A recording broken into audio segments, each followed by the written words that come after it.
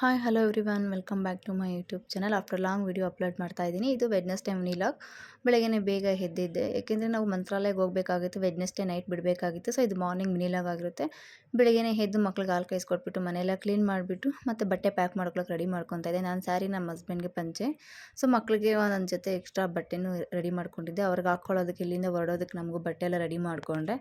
So ಎಲ್ಲ ಕೆಲಸ ಮುಗಿಸ್ಕೊಂಡು ಹಾಗೆ ಮಕ್ಕಳಿಗೆಲ್ಲ ರೆಡಿ ಮಾಡಿಕೊಂಡೆ. ಸ್ವಲ್ಪ ಔಟ್ಸೈಡ್ ಹೋಗಬೇಕಾಗಿತ್ತು ಶಾಪಿಂಗ್ ಮಾಡೋದಕ್ಕೆ, ಬಟ್ಟೆ ತರೋದಕ್ಕೆ. ಸೊ ಹಾಗೆ ಎಲ್ಲ ಕೆಲಸ ಮುಗಿಸ್ಕೊಂಡು ಅವ್ರಿಗೆ ರೆಡಿ ಮಾಡಿಬಿಟ್ಟು ಪಾತ್ರೆ ತೊಳೆವೆಲ್ಲ ಆಚೆ ಹಾಕ್ಬಿಟ್ಟು ಮನೆಯೆಲ್ಲ ಒರೆಸ್ಕೊಂಡು ಪೂಜೆ ರೆಡಿ ಮಾಡಿಕೊಂಡೆ. ಬೆಳಗ್ಗೆನೇ ಪೂಜೆ ಮಾಡಿಬಿಟ್ರೆ ಹೋಗುವಾಗ ನಮಸ್ಕಾರಕೊಂಡು ಹೋಗ್ಬೋದು ಅಂದ್ಬಿಟ್ಟು ಬೆಳಗ್ಗೆನೇ ಪೂಜೆ ಎಲ್ಲನೂ ಮುಗಿಸ್ಕೊಂಡೆ. ಪೂಜೆ ಮುಗಿಸ್ಕೊಂಡಿದ್ದಾದಮೇಲೆ ನಾಷ್ಟಕ್ಕೆ ಅಂದ್ಬಿಟ್ಟು ಚಿತ್ರಾನ್ನ ಮಾಡ್ಕೊಂಡಿದ್ದೆ.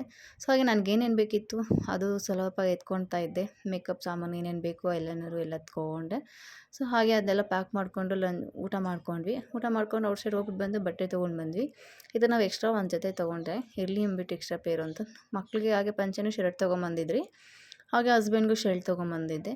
ಸೊ ಎಲ್ಲ ಪ್ಯಾಕ್ ಮಾಡಿಕೊಂಡು ರೆಡಿ ಮಾಡಿಕೊಂಡೆ ಬ್ಯಾಗೆಲ್ಲ.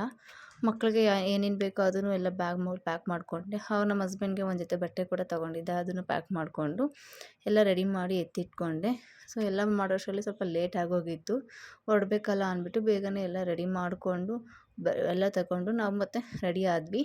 ಸೊ ಹಸ್ಬೆಂಡು ಹೇರ್ ಸ್ಟ್ರೈಟ್ನಿಂಗ್ ಮಾಡ್ತೀನಿ ಅಂತ ಹೇಳಿದರು, ಮಾಡಿಕೊಂಡೆ.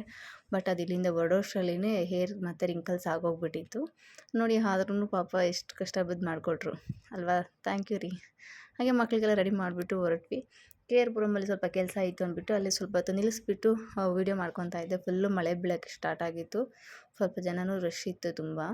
ಹಾಗೆ ಇದು ವೆಡ್ನೆಸ್ಡೇ ಲಾಗ್ ಆಗಿತ್ತು. ನೆಕ್ಸ್ಟ್ ವೀಡಿಯೋಲಿ ಅಪ್ಲೋಡ್ ಮಾಡ್ತೀನಿ. Thank you for watching.